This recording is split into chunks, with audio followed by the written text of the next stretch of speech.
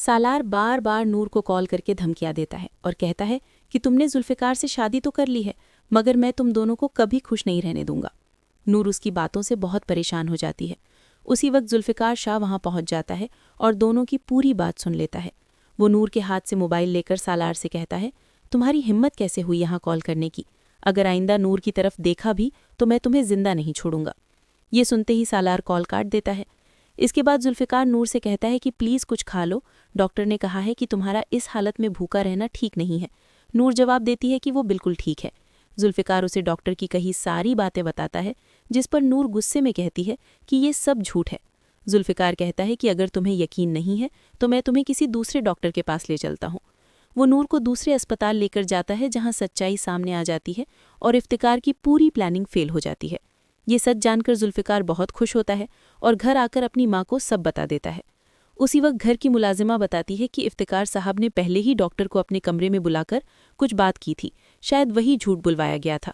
ये सुनकर जुल्फ़िकार का गुस्सा बढ़ जाता है। वो तुरंत इफ्तिकार के पास जाकर कहता है कि आप हमारी नज़रों में और कितना गिरेंगे? आपको शर्म नहीं आई ऐसा करते हुए? आपको क्या लगा सच कभी सामने नहीं आएगा? इफ्तिकार जवाब देता है कि अपनी बकवास बंद करो और याद रखो, कुछ भी हो जाए मैं इस लड़की को इस घर में नहीं रहने दूंगा। दूसरी तरफ सालार अपनी हरकतों से बाज नहीं आता और लगातार नूर को कॉल करके तंग करता रहता है।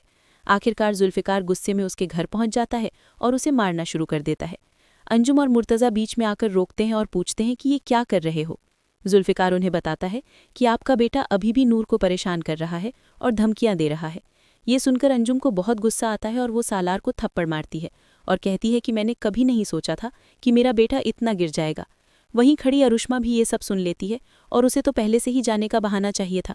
वो सालार से कहती है कि मुझे पहले से पता था कि तुम नूर को नहीं भूल पाए हो और अब भी उसके संपर्क में हो। मैं तुम्हारे साथ एक पल भी नहीं रह सकती।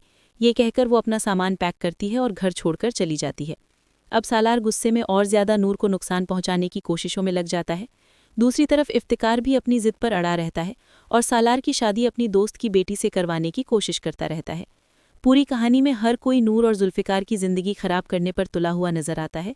फरा भी बार बार बेइज्जती के बावजूद सालार के पीछे पड़ी हुई है। वहीं मारिया और इफ्तिकार भी जुल्फ़िकार के खिलाफ साजिशें कर रहे हैं।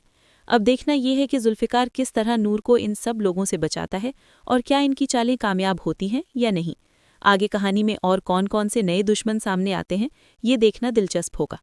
अगर आपको ये कहानी पसंद आई हो तो कमेंट करके ज़रूर बताएं, वीडियो को लाइक करें और चैनल को सब्सक्राइब करना बिल्कुल मत भूलिए।